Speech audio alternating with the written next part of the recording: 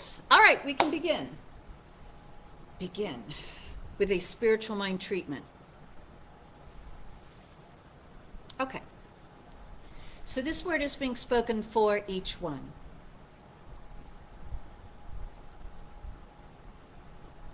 There is something for its own reason creates this entire universe and everything in it. And it being an infinitely intelligent, all-powerful something, and given what it has created, it must be that this something wants to see that which it creates, that it is creating that which it desires to create. And so each one, being a creation of the divine, did not make it up themselves. This one divine mind, this infinite thinker, wants to create each one. And with all of its intelligence, it is creating each one in every detail.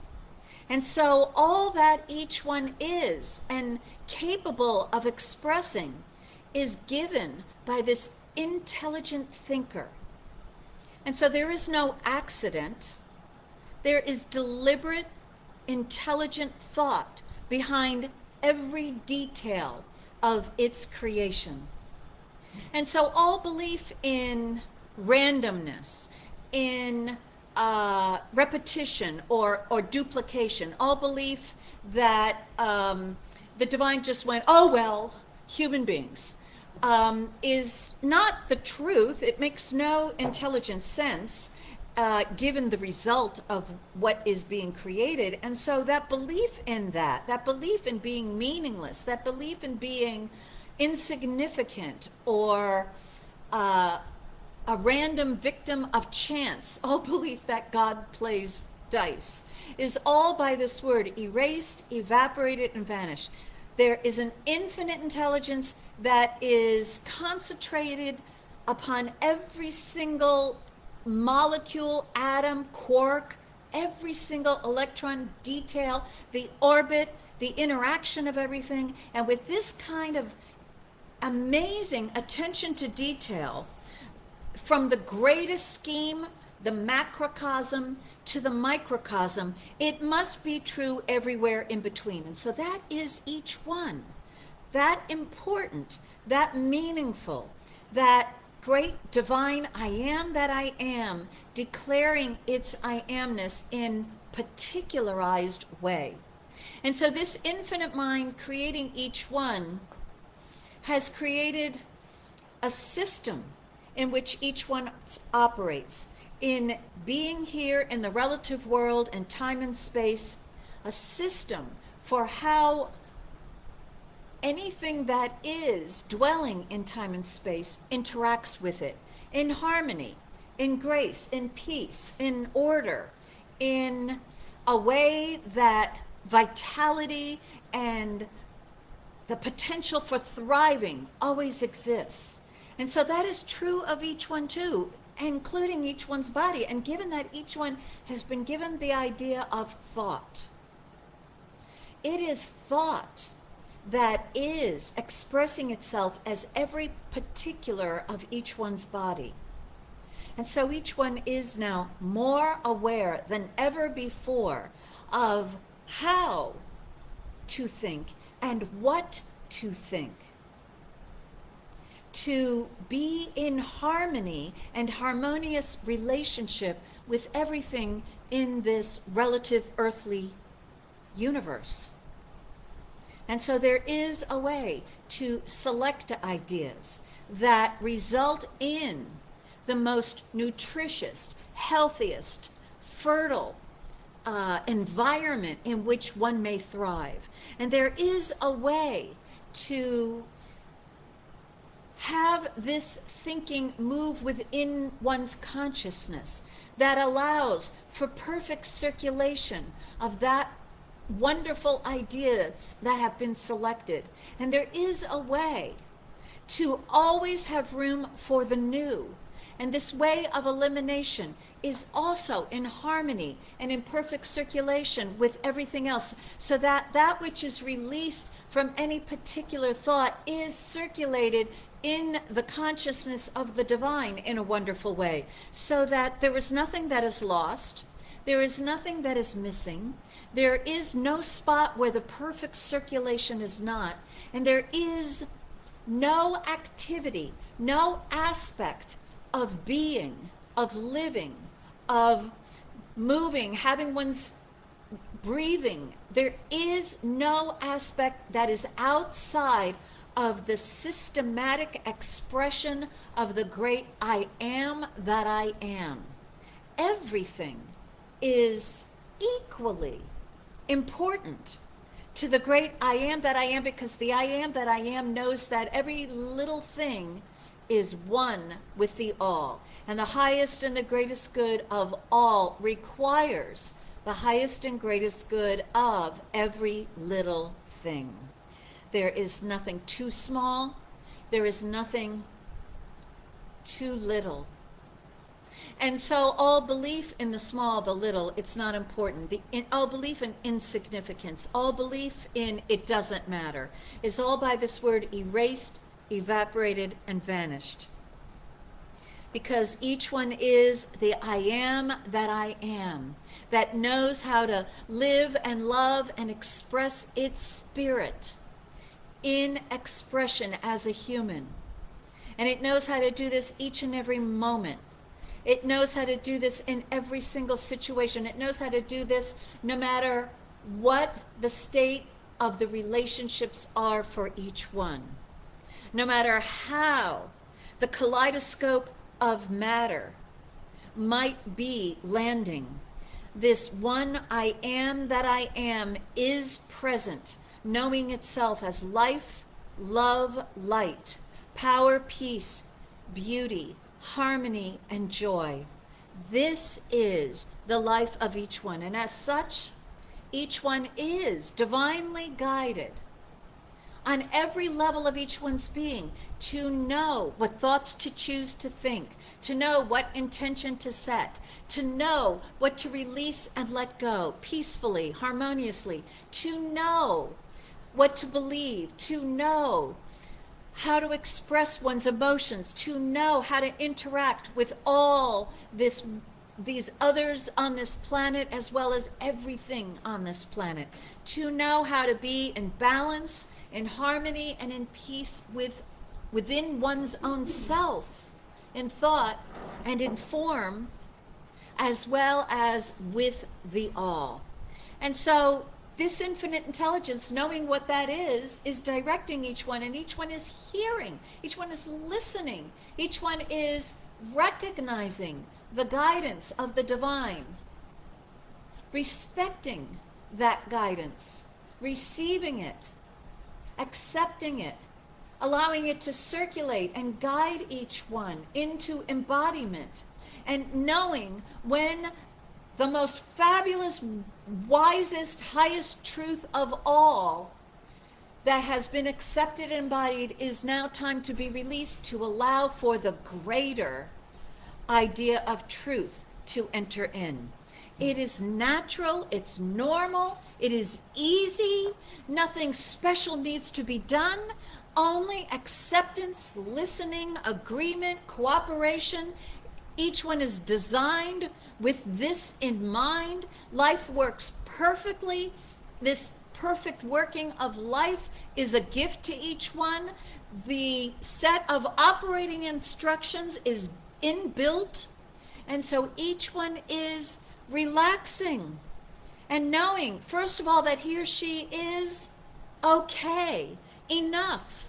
Each one is good enough, wise enough, equipped enough to express this gift of life that he or she has been given. And that being enough, each one has all of the wisdom and the guidance of the omnipresent, loving consciousness. All is given. And if there are any answers or any guidance needed, that divine presence within has it. And that answer is there. The guidance is there.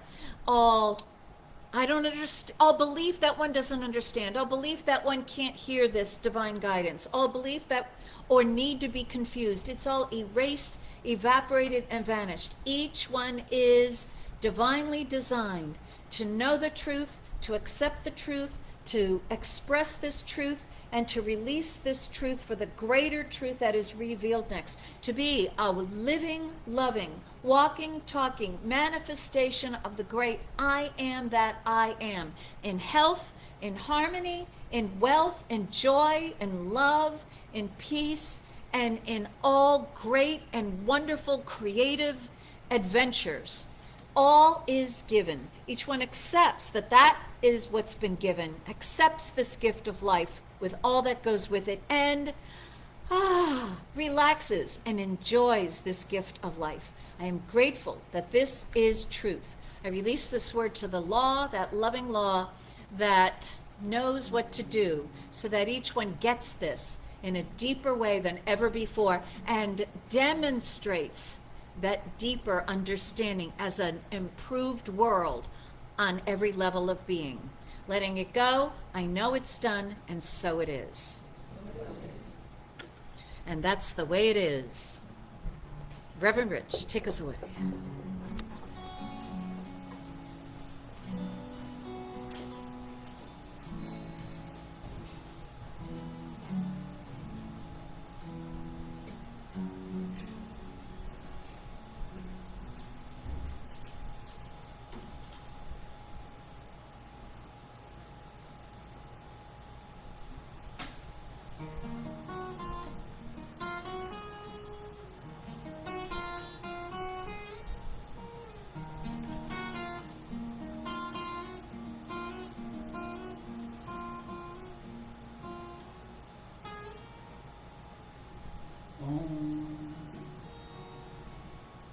Shri Sase Mahaprabhu Ki Jai, Paramatma Ki Jai. Om Shanti, Shanti, Shanti Om.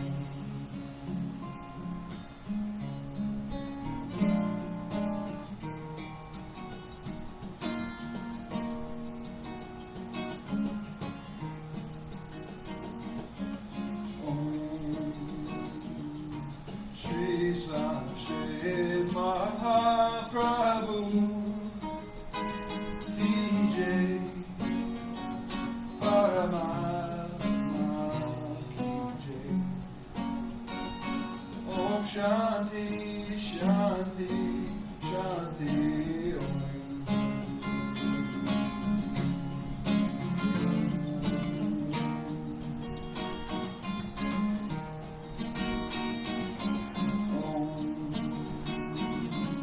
Shri Sase Mahaprabhu Ki Jai, Paramatma. Shanti, Shanti, Shanti Om.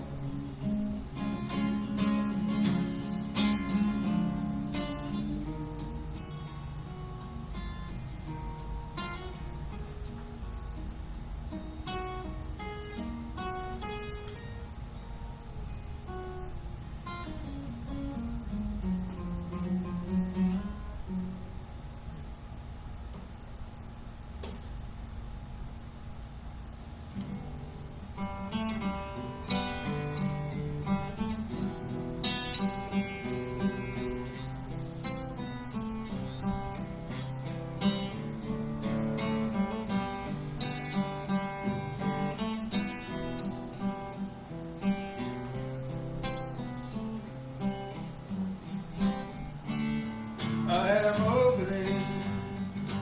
am opening, my heart is ready to receive. I am opening, my heart is ready to receive. I am opening, my heart is ready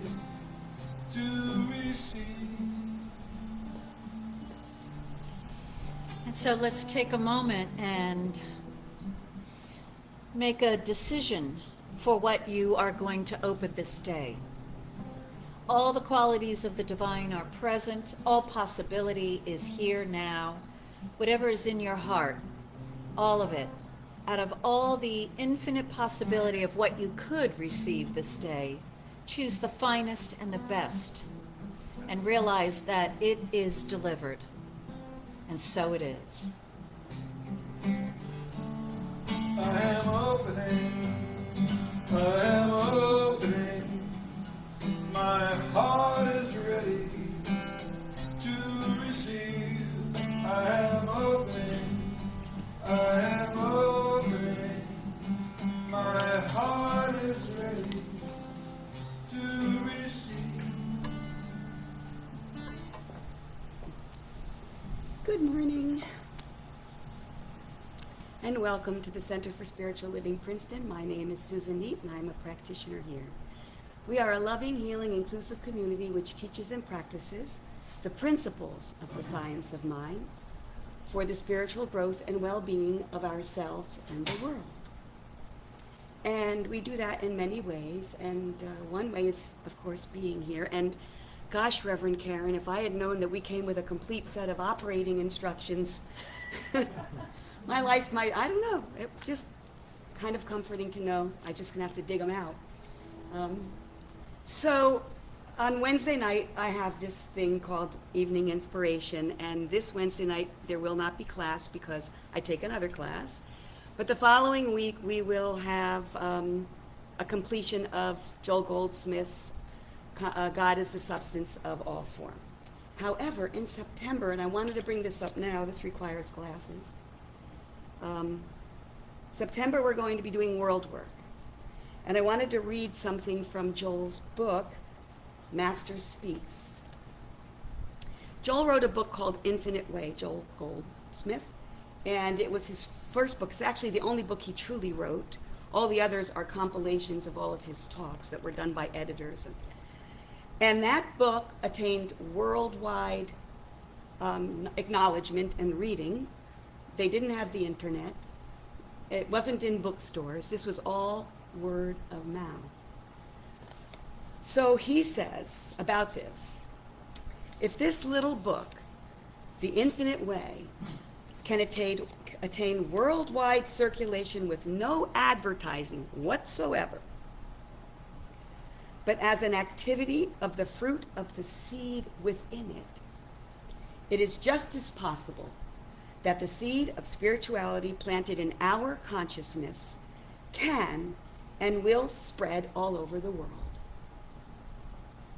If and when we go out carrying it to the world, it is not that any teaching of itself can do this for the world, but the spirit alive in our consciousness can do anything and everything for the world. So in September, we will be doing Joel's version of world work, which, speaking of the world, is sort of how this all came about. I have an issue, and I actually this morning just typed because I was afraid I would, feeling slightly vulnerable, break down and have trouble talking about this. So I typed. But now I can't read it because my eyes are welling up. But so I have a physical issue that I've been dealing with. It's a health issue. So one of the things that we do in our work is we seek out help if we cannot handle it ourselves. So I went to see Karen, my practitioner, and I got permission from her that I could speak of this here today. So as it is with the practitioner session, the practitioner sits in truth, holding the truth of you. It's not about what you bring. But also, the most meaningful part often for me is the discussion that ensues. The practitioners are schooled in reflective listening and active conversation and asking leading questions. And so during my whole talk with Karen, I uncovered, which seemed so obvious to me, but it wasn't so obvious because it was deep, that I have a strong need to justify myself. It's not that I have a strong need to make someone wrong, but I have a strong need to justify myself. And that's because I've always been the square peg in the round hole. So growing up, it wasn't so bad, but I think once I hit college, and I was a science major, and Professor Polito, it was organic chemistry, and he was teaching us about hydrogenating oils. And he said that very day, and whatever you do, don't ever eat a hydrogenated oil. And something opened up in me, and I think it was the rebel in me, I don't know, but that is clear as a bell. I remember that day, and I have not eaten hydrogenated oil a day since. But what happened to me was I started noticing my affinity for alternative lifestyle. So give you a couple examples. When I was raising my children, because that's the easiest to talk about this is the easiest. My children went to a very funky school where they were able to go out for recess 3 times a day. They were able to play in streams. My daughter got stitches because she stepped on glass. Yay. They didn't teach reading till 3rd grade. Oh my God, the world was just against me. And when my daughter got a fever, I didn't give her aspirin. I gave her belladonna, and I rubbed her down with cool cloth. I mean, my world just became that. And I'll never forget, my mother screaming at me, you got to give her aspirin. So next thing you know, I'm reading, and I became the research junkie. And I had to be able to justify every single thing I did. And God bless my husband, because he is not an alternative man, and he just accepted this. And it's something that I really gained to appreciate about him later. But it started eating away at my stomach. And this is what we uncovered, because it's stomach issues. So Karen, as practitioners do, and it's lovely, came up with a beautiful releasing prayer, because I felt judged all the time. I'm judged all the time. I release my belief in judgment. I release my need to justify. And I am grateful that God is the truth that I am. And then she asked me, do you think the world is kind? And I was very surprised to say no.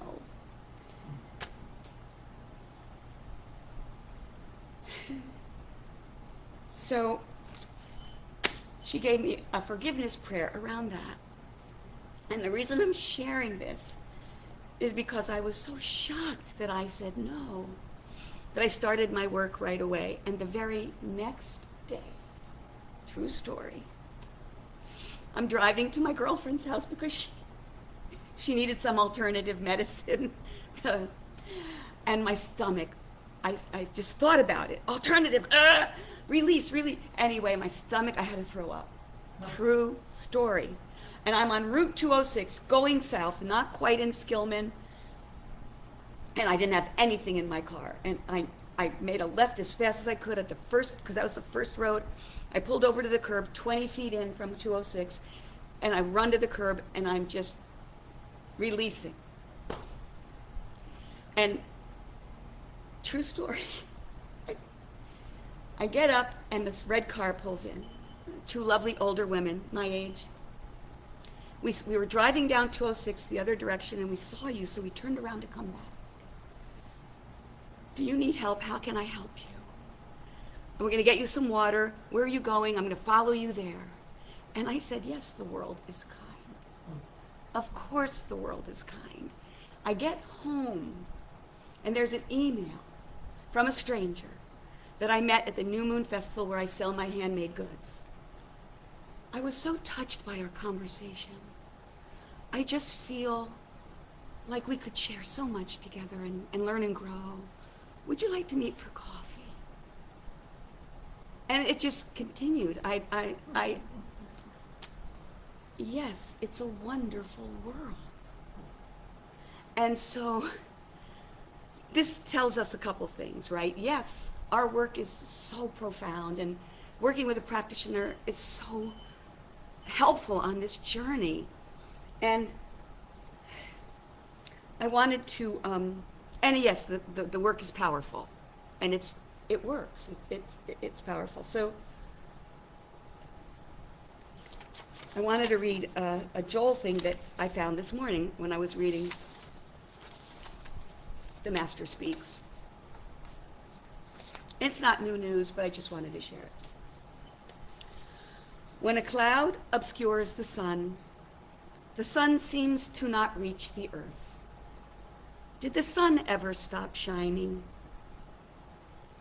So it is that this I, at the center of your being and my being, is always shining. Then a cloud gets in the way. And what is the nature of that cloud? The human sense of I, my need to justify, my belief that the world is against me. But this infinite integrity, which is I am, keeps right on shining. And in the course of time, as Scripture says, every knee shall bow. And this means that every cloud will eventually be dispelled. So I wanted to share that because I thought my story might inspire, and also because I'm hoping that you will join me in September for the World Work. Namaste.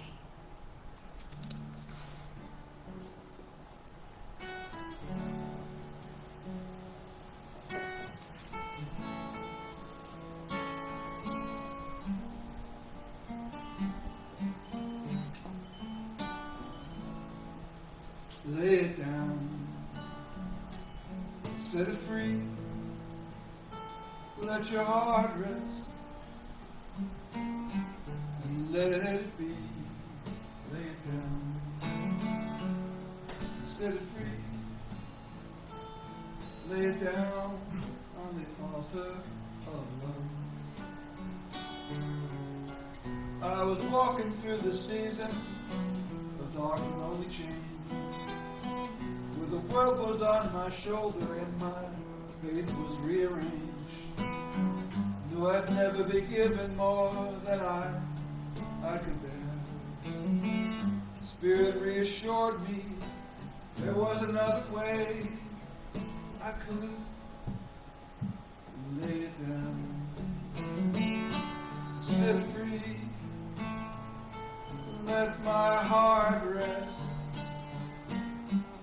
Let it be, lay it down, set it free, lay it down on the altar of love.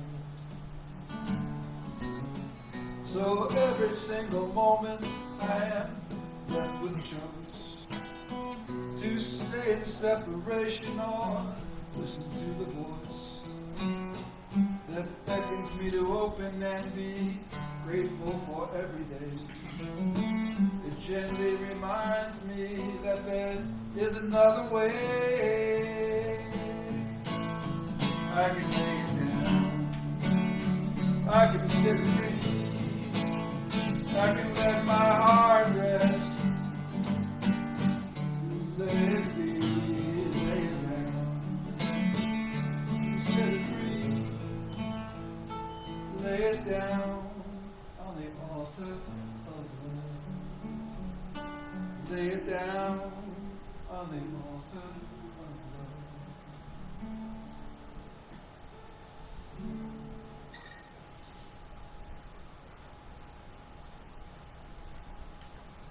Good morning and welcome. That was quite moving. Somehow this work always gives you what you need at the moment you need it. And Susan, that was quite remarkable.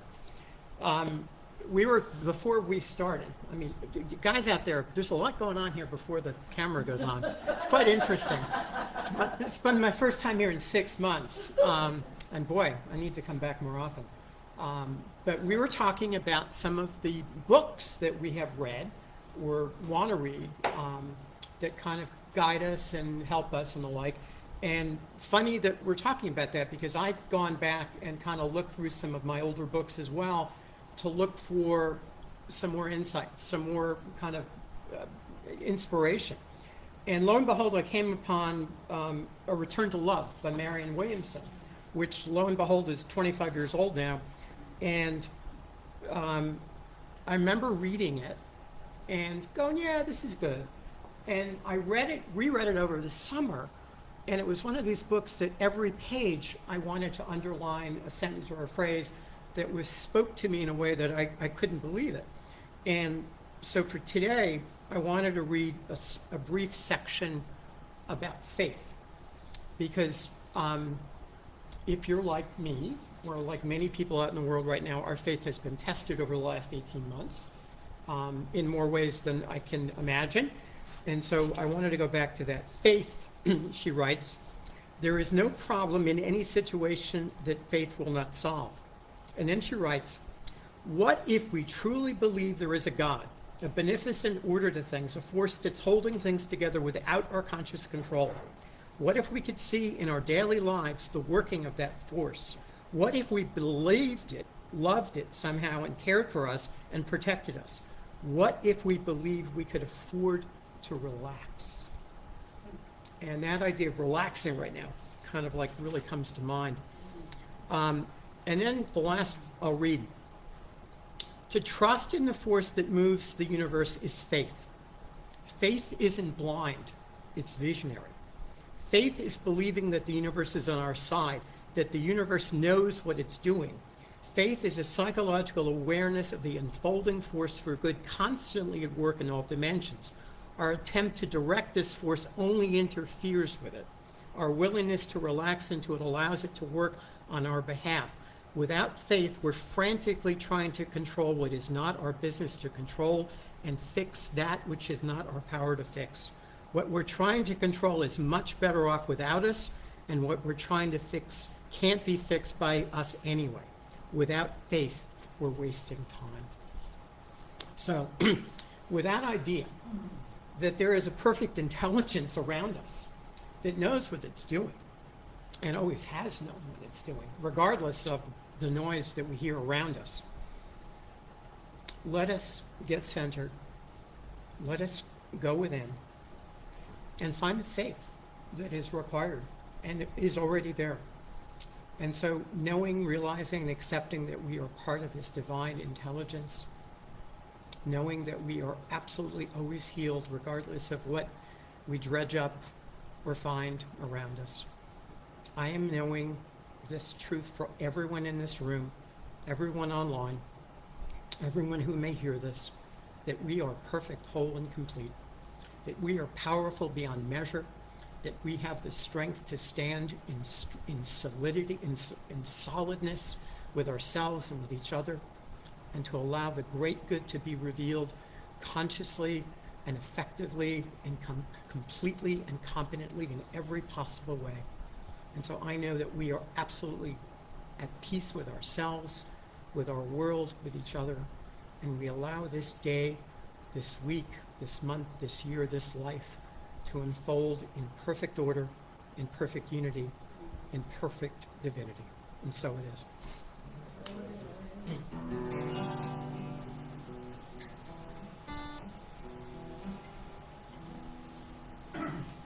There was a time in my life I thought I had to do it all for myself. Didn't know the grace of God was sufficient.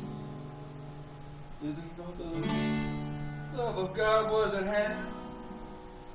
But now I can say or discouraged, struggling just to make it through another day. You've got to let it all go. You've got to let it all go.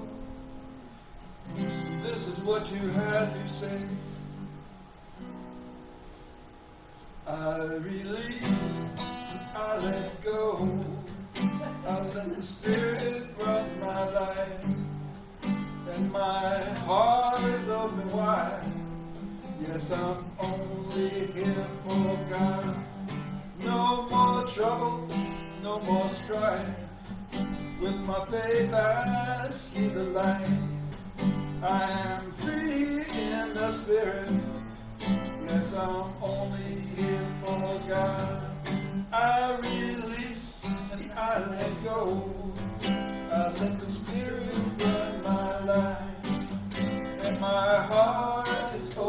why. Yes, I'm only here for God. No more trouble, no more strife. With my faith I see the light. I am free in the spirit. Yes, I'm only here for God. One more. I release, I let go. I let the spirit run my life. And my heart is open wide. Yes, I'm only here for God. No more trouble, no more strife. With my faith I see the light. I am free in the spirit. Yes, I'm only here for God.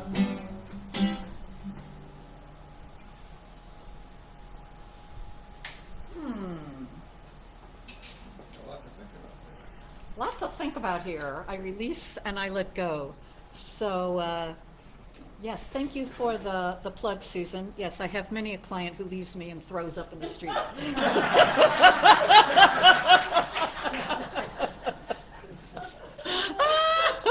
And that's our topic today. Yes, we are about releasing.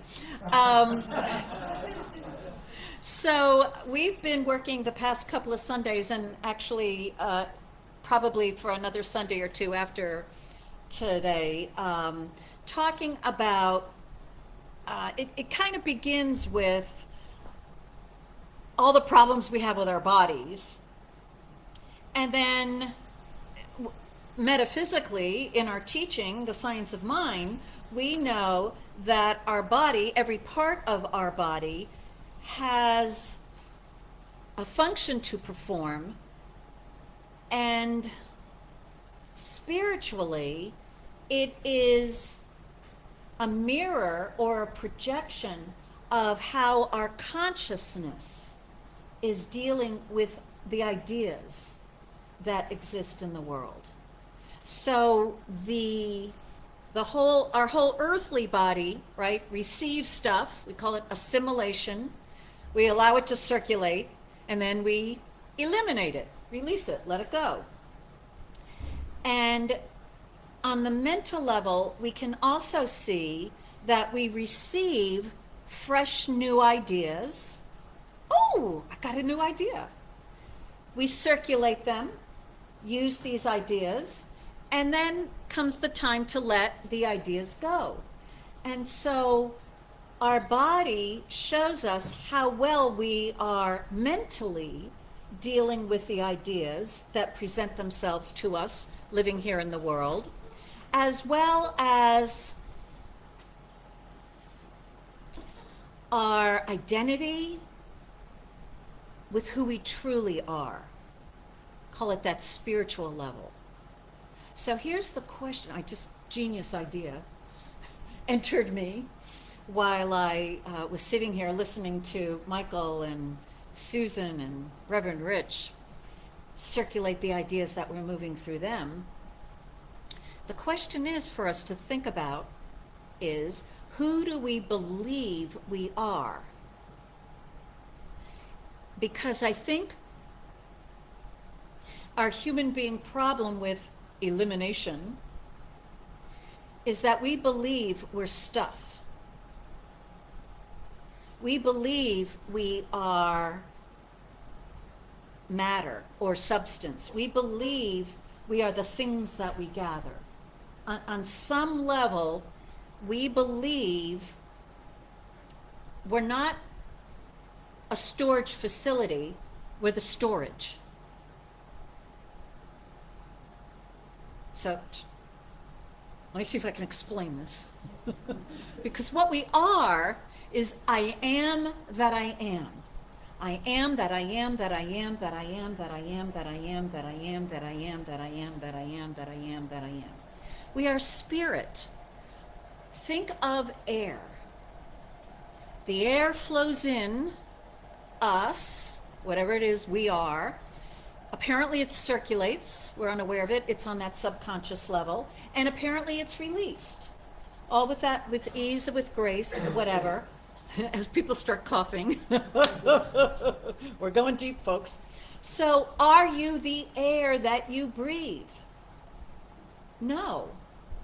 You are the one who is using some air. Are you the body that uses the air? No, because the body's matter also is moving around and changing. You don't even want to know what's in your human body. Look it up on the internet, but believe me, you don't want to know, because are you the parasites that are sitting around all over the place? Are you the little debris and go out in nature and, take a nice fresh of air? Are you all that stuff you just breathed in? Are you the whale, going back to Jonah, and that whale that swallows in all this stuff, including Jonah? As the whale, is Jonah now you? And so what we want to become more aware of is we're not the storage. We're not the stuff that we put in. We're not even the ideas that are put in. We are the thinker. We are the user. We're the distributor. We are the creator. We are the I am that I am. And all that we receive is not meant to be kept. But as human beings, we tend to believe, I got to keep it. My money, I got to keep my money. If I don't have all this money, then I won't have enough money. And I need money to, do stuff. So that basic, fundamental, incorrect identification of who we are definitely contributes to all kinds of spiritual problems, mental problems, and definitely bodily problems, because today we're talking about elimination. You gotta let it go. And as human beings, we've got a lot of problems that come from not letting things leave the body. But they must. And so in this book, there's so many books here dealing with the metaphysical definitions of our body problems. But this book, H.B. Jeffrey, called Coordination of Spirit, Soul, and Body, it goes into print every once in a while. And he has excretory organs section. Excretion means the throwing off or ejection of waste matter from the body. And he goes on to explain, in the wear and tear of living, there is a continual accumulation of waste that must be thrown off, or else the body dies. So there are many organs through which the elimination of useless matter is done. The most important of these organs are the liver, the kidneys, the lungs, the perspiratory glands of the skin, and of course the intestinal tract. Substances that have served their purpose become devitalized and are no longer connected with spirit because they cannot receive new life. And we have to get rid of the waste in order to make room for new substance. Now there's something very important here. Let me see if I can find it. Aha. We began our series with assimilation, with receiving. But according to Jeffrey, we should begin with elimination. He says the first organs in our body that are affected by the lifting of the mind, as in knowing the truth, are the organs of elimination. Then there comes a change in the quality of the breath you draw and the substance that you take from the air. As you rise higher and higher, the lungs are refined to become sensitive to a finer texture of the air, which in turn acts upon the blood, thus making new chemical constituencies, whatever, blah, blah, blah, blah. But in other words, it all begins with letting go. That in order to receive something new, assimilate something new, something must be released.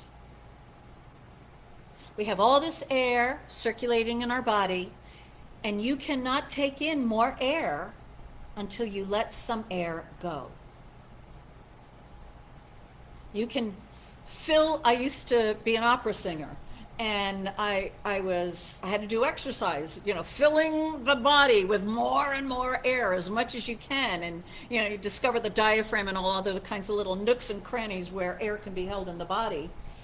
And I remember at one point I did some sort of exercise and air got released from a very deep part of me that I don't think it had been released for a long time. So release is necessary for taking in the new. And so we gotta let go. Always, continuously. Now, 2 Sundays ago when I talked about assimilation, I talked about the necessity of using your conscious mind, your choice. What new ideas am I taking in? To be very selective. Similar to what kind of foods am I eating? Am I eating the most nutritious foods? Am I thinking the most inspiring thoughts? What am I putting into this system that I am? Because whatever I put in, that's what's going to circulate. So when we move into circulation, it's part of the subjective mind, the unconscious mind, and it can only circulate what you have put in. It's not going to add something new on its own. It can't. That would be assimilating again. So only through the conscious mind can you choose what to put into the system of living, which is you, and that what will unconsciously be circulated. And all the organs that do our circulation we're unaware of, right? They just do it automatically. Thank you. But what we take in is what we can be conscious of. Now, elimination. What's in charge of that? And for now, I'm posing it's our habits. What we eliminate is our habits. Our habits determine what gets eliminated.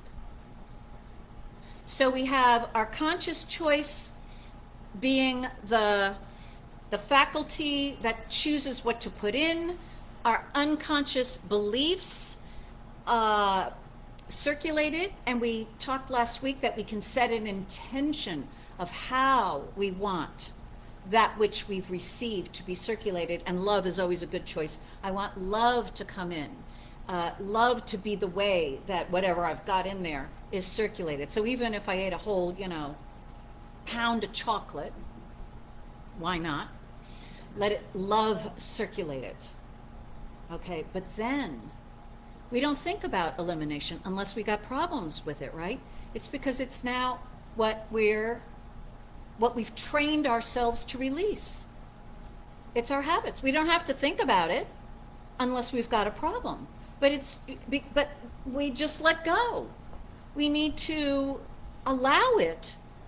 But if we've got that belief that I am the stuff that enters my body, that enters my world, I'm going to have trouble letting it go. And that's what Queen of Issues Around Release knows. When I have stuff, when I have things in my home that were given to me by someone that I love, I can't let it go. I could, but my habit is, oh, this was given to me by my loving mother or by one of you. And it's a shrine. And so I have in my home, I swear, shrines of everything that people have given me. And it stops up the circulation of these things. Because things also are circulating. Circulation is happening inside things, and eventually they decay and break down and fall apart, right? Have you saved a piece of material? like my mother's sweatshirt, something like that, and years later you pull it out and it's like falling apart. It's because there is no thing in the thing. We're not things. The thing isn't a thing. It's an idea. We are I am that I am, the highest idea of the divine, and we are thinkers of ideas, but just like air, thoughts circulate in us. And so even so-called physical matter, everything circulates, and we need to realize that circulation and letting something, idea, or air go doesn't affect who we are. Who we are is something eternal. It's something that we attach a concept to. I am that I am that I am that I am. That's who we are. Spiritually, that's our spiritual identity. And then every so often, boom, I am a woman. Boom, I am a teacher. Boom, I am a father. Boom, I am not that bright. Boom, I am a certain age. Boom. And those are just ideas, but what we tend to do is whoop, grab them and hold them. Just like air, just like things. And we believe that's who we are. These thoughts that we have attached ourselves onto. The thing that's been given me, I am the candle. Yes, someone in this audience gave me a candle made out of some really weird stuff. Not candle wax, something else. You know who you are. And I'm like, ew, what is this gooky looking stuff that supposedly you can light the wick and it will burn, which I won't do. However, this candle has the most precious smell, and it continues to smell. It's been years now. It is such a delightful scent that I want it forever. And so now it's mine. Forever. It is my candle. And so we see what we do. We were given a system and an environment, a world, time and space in which to express the I am that I am that I am. And as human beings, what we do is we stop the process of expressing by grabbing on to a thought, to air, to stuff, to a particle of food, to a thing. We grab on, and if it worked, fine, do it. But apparently it doesn't work, right? Because look at your bodies. How are your bodies doing? Ernest Holmes wrote in the Science of Mind textbook, under physical perfection, it is necessary that we release all thoughts as well as things that clutter up our lives. We are reminded that there is something resembling the divine in the intelligence and fearlessness of the organs of our body, in the way they take that which is necessary to their sustenance and well-being and release that which is not needed. If the organs of the body followed the average tactics of a human being in our acquisitive habits, if the lungs hoarded the air they take in, if the heart kept the fresh blood stored within its walls, refusing to allow it to circulate, if the stomach retained the food taking in for nourishment, what a static condition we would have. But the very reverse is true, right, if all is well. Perfect assimilation, elimination, and circulation. Such perfect assimilation, elimination, and circulation has never been equaled by a human being in anything that we have invented. The human body's organs are not meant to be static things. They are meant to perform an activity. Every single organ. And it's an activity that's a part of the whole living organism that we are. And their divine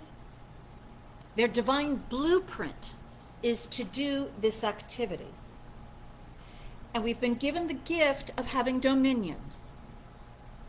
And it's the way we use our thoughts, what we believe about ourselves, that jam up the words.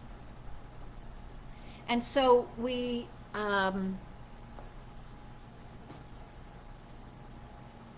if you're like me, right, we assume all's well with ourselves. I'm doing a good job. Great. Well, I mean, you know. Okay, if you're like me, you come into this teaching thinking you're horrible, awful, and everything you do, you know, sucks the big one. And then eventually, you know, you start learning about love, and you begin to, you know, eventually love yourself. So then eventually you have to come to a point where you're like, okay, I'm doing a fine job with life. I have practitioners, blah, blah, blah, whatever, okay? And then the body tells, or your environmental body, your washing machine,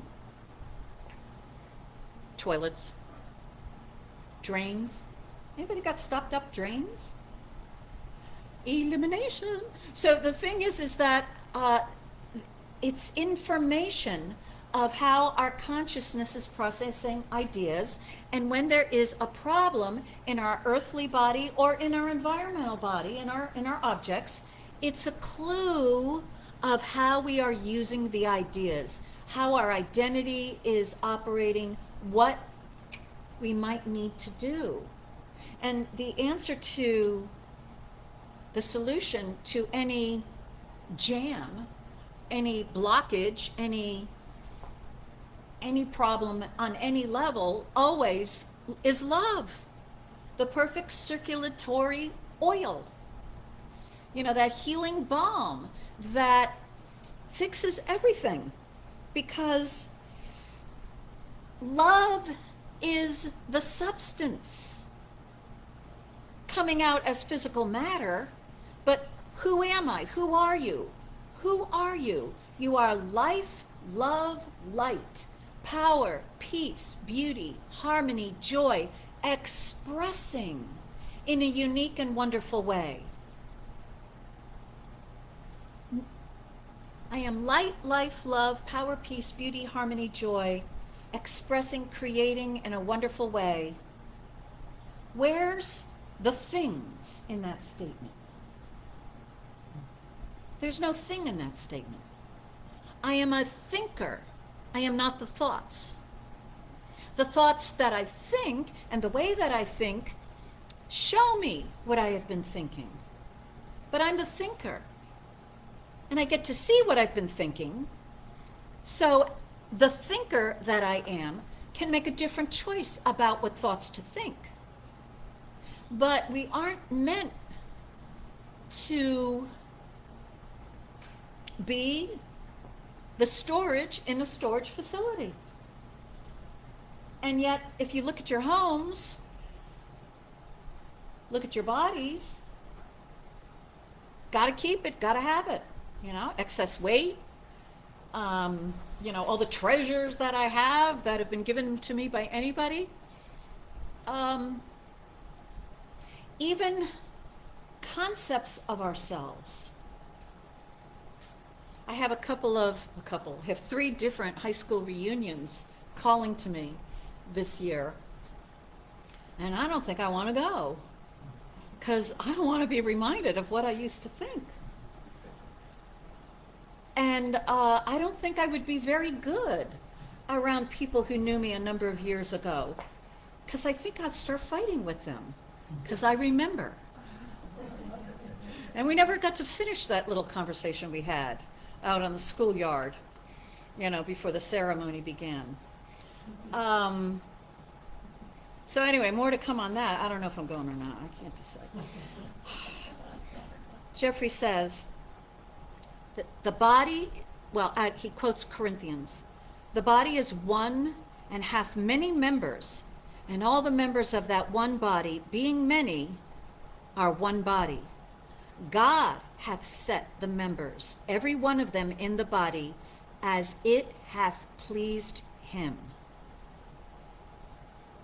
Pleased.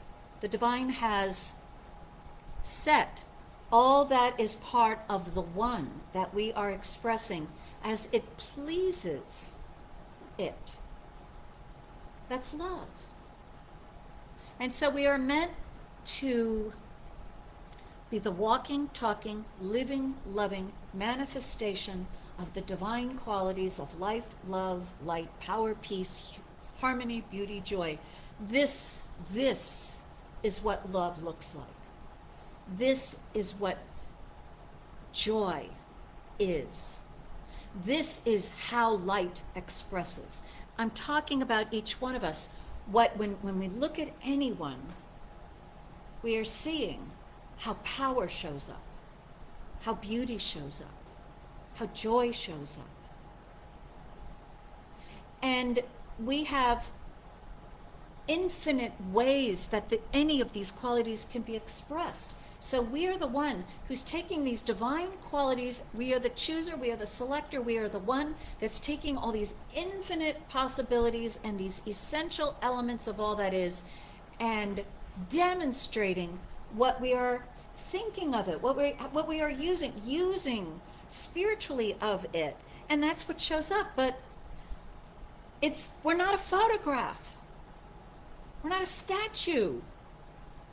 I mean, take a picture. You move on. You move on.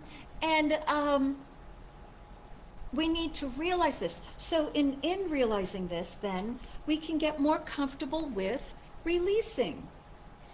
He says, substances that have served their purpose become devitalized. Oh, I already read that one, so let me read something new, because there's no end. Dwelling in the past brings old age. Because if waste product is not eliminated, the new and vital tissue cannot be built up. So dwelling in the past has nothing to do with the new ideas for you to be assimilating. Not even in our old realizations of truth can we live. And we must let ourselves lose them without regret. For if we try to bring back the old realizations, we are preventing ourselves from receiving new and greater vision. All your realizations are incarnated in your soul, so never try to bring back or relive old experiences. Even spiritual truth. We outgrow it. Yikes. He says, keep the mind clear and free of all debris, such as old dogmas, notions, and past experiences. Without the healthy tone of freedom, you are not living. What is freedom? Is it hoarding? Is it holding on? Is it staying the same? Is it keeping the memory alive? I don't think so. It is the fine, high tone of the mentality that makes the body throw off its waste products. So we here, right, we're all on a spiritual journey. We practice spirituality. Putting in all these fine ideas, for those of you who have sat through this particular lesson, I'm sure that from within your own, or perhaps through me or one of our other speakers or musician, whatever, some spiritual truth has moved in, and everything else must be reevaluated. And the higher the realization of truth, the more needs to be let go. The higher the realization of truth that you attain in any nano moment, right? Because we're not living off that one realization I had 30 years ago where I had an instantaneous healing and I just can't believe it. We'll get over it 30 years if you haven't had another one, honey. You're not living. Living is always the new, assimilating, circulating, eliminating, whatever. That's living, ing. So the thing is that when you have that deep realization of truth, all the stuff, all the ideas that you've had, all the things around you were all brought in to you by a lower level of consciousness of thought. And if you had a really brand new, startling idea come in, a whole lot of that has to go. Years ago, 30, 40 years ago, who knows, who's counting? Like, when I had a major healing. And I worked for it, and everyone in my world, bless you all, every classmate, minister, practitioner who came anywhere near me had to treat for me. For a year, I was, right, that widow banging on the door. I will demand my good, right? So when I finally came, whoa, totally transformed, had a physical healing, felt freedom in a whole aspect of my living that I had never had before. And I knew how big this was. And so the next day I sat down and I did a very special spiritual mind treatment. Because of that huge influx of truth that I realized, finally, I said, divine law, you know everything that is in me, and anything that is in me because of my lesser idea of truth, you are now directed to remove it from my life. In other words, okay, so I'll get particular. All right, I'll get specific, right? It was about my father, right? Father, okay. So I said, infinite law, anything in my life that has been in my life because of my unhealed issue with my father is now directed to leave my life. Be careful before you do something like this. So the man that I was dating at the time called me up, and we broke up. But I believe it was because of that spiritual realization and the treatment of release, of elimination that I did right after it. Because of that, I was free to be here where I am today. Because before that, I was this job, I was that job, I was miserable, I was this, I was that. And after that happened, the way before me became clearer and clearer, and I ended up where I am today. So these old ideas that we've been holding on to, call it memory, call it hurts, call it regrets. Ernest Holmes does a whole section about deep-rooted discouragement, mucking up bowels, whatever. You know, these things, a deep emotional stuff that we haven't processed, that's all still there. Traumas, dramas, family upbringing, we know, right? You've said it enough.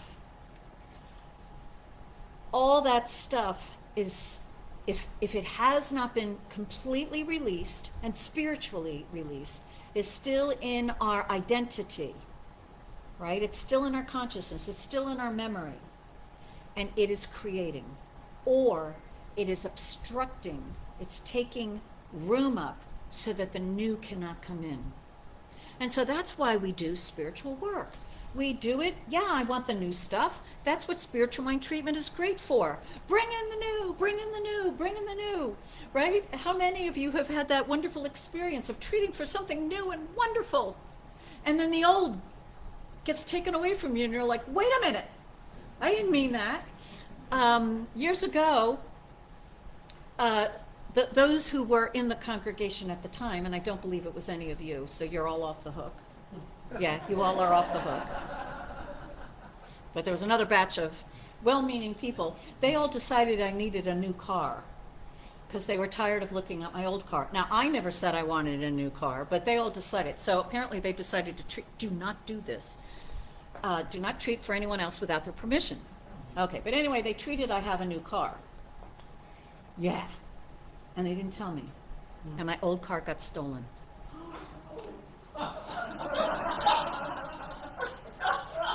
Could go worse.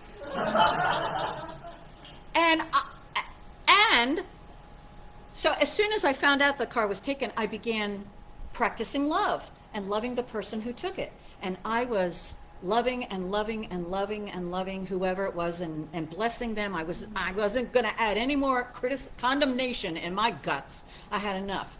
No. Love, love, love, love, love, love, love, love, love, love, love, love. So 2 weeks later, the car was found, and everything in it, my mother's quilt, my CD player, binoculars, all of it was intact, untouched.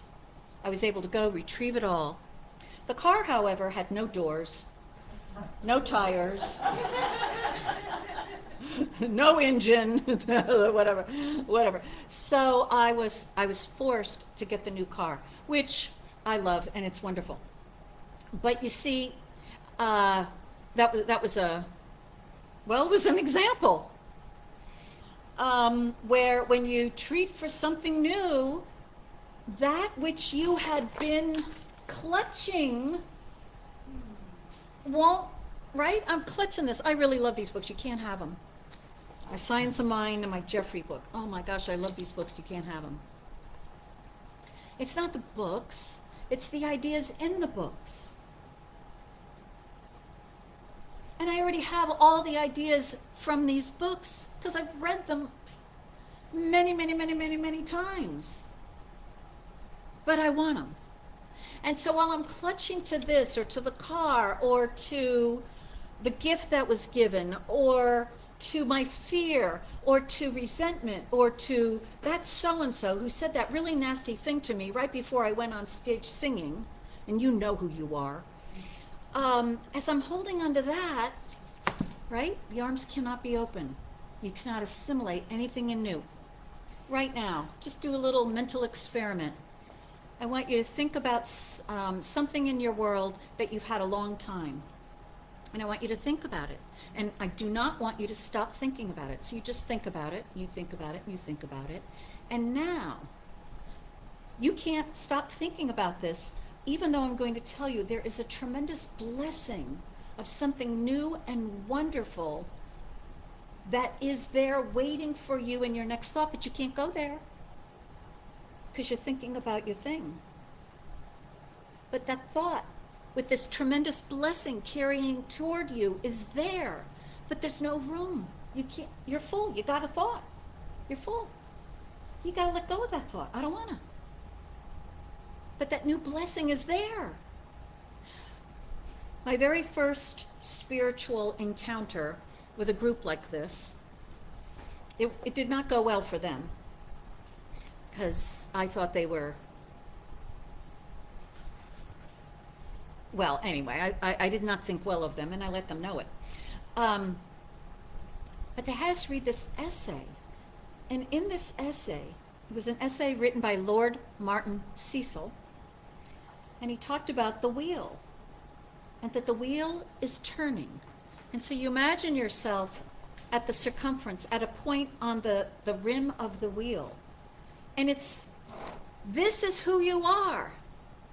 You're the observer. You're the thing. And toward you is coming all the events and the thoughts and the ideas and the stuff of life. And leaving is all that you already had. And so this wheel is turning, and you stay, the I am that I am, observing what comes by. But if at any point you grab what's on that wheel, it stops the turning. And you're no longer an observer and an expresser of all that life is. You're someone who's grabbing hold of a point in time with all of its stuff. And life is living, moving. The wheel must move. So we let it go. And all the new stuff is able to come because we're allowing all the old stuff to go away. And when he says that your highest realization of truth, even that is something we have to eventually let go of, then that means everything. Nothing is kept. And if we have a belief that we really do need to keep something, it's only because we don't understand who we are. I am that I am that I am that I am that I am. That's who I am. That's who you are. And then this is interesting. But it's not who you are. You're not your car. Don't you dare treat. Okay. So with all this, let's take a moment, and Reverend Rich is coming up with something to sing. And so I just want to take a moment that one of the things that I love about having a ministerial, a consciousness of someone like Reverend Rich, or his consciousness, is because he's knowing the truth too. And he's changing all his plans of what he might be singing based upon, see, he let go of his plan of all the songs that he was going to sing because of the new ideas that he's accepted during this talk. And they may or may not have anything to do with what I said, but they have everything to do with the observer that he is and what he saw. And so now we're going to see, we're going to hear what has moved him. Something new. Take us away. Actually, I planned this, basically everything out of what Susan said. Okay.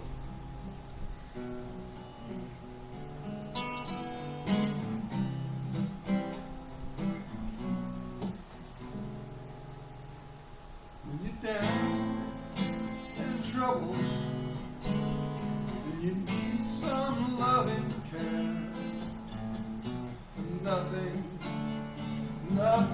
is going right. Close your eyes, think of it, and soon I will be there. Bright, even the darkest nights.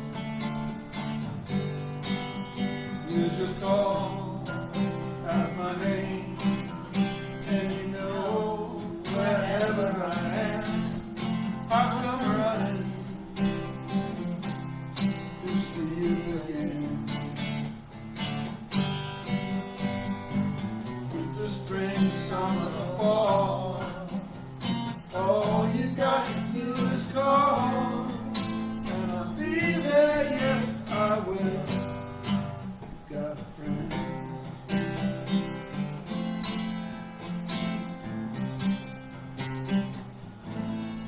The sky above you grows dark and full of clouds.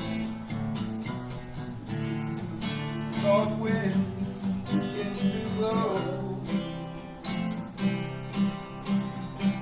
Keep your head together and call my name out loud. And soon you'll hear me knocking at your door. You just call out my name, and you know wherever I am, I'll come running to see you again. Winter, spring, summer, fall, all you got to do is call, and I'll be there, yes I will. Good to know that you've got a friend. People can be so cold, they'll hurt you, desert you, and take your soul if you let them. So don't you let them.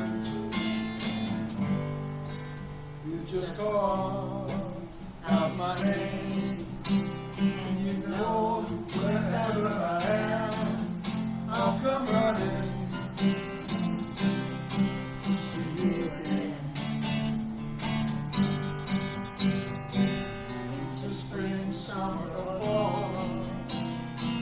All you got to do is call, and I'll be there, yes I will. You've got a friend.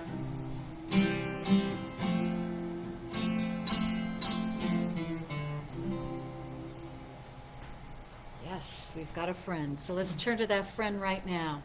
This word is being spoken for each one. Ah, this one life living itself as this entire universe and everything in it. And even though everything in this universe and the universe itself is continuously changing, the I am, that is, that one presence is unchanged. And that I am is true of each one, unchanged in that life, love, light, power, peace, beauty, harmony, joy, that all always present, but always changing its expression. And so each one is now a free and clear receiver of new and wonderful ideas, allowing these new, better, happier, healthier ideas to circulate and to release all of the old, the outworn, the no good, the limiting, the restricting, the confusing, the stupid.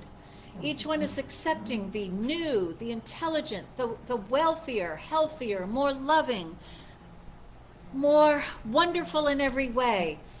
And with that intention of knowing love is the activity of circulation, releasing all that is used up, done over, releasing it with peace. Peace of mind, because the new is so much more wonderful. And so that's the truth. Life is easy, perfect. Assimilation, circulation, and elimination of thoughts, of activities, of stuff. But the one I am, that is each one, is eternally, continuously true. I am grateful that this is so. I release this word to God's law. It is done. Yes, and so it is.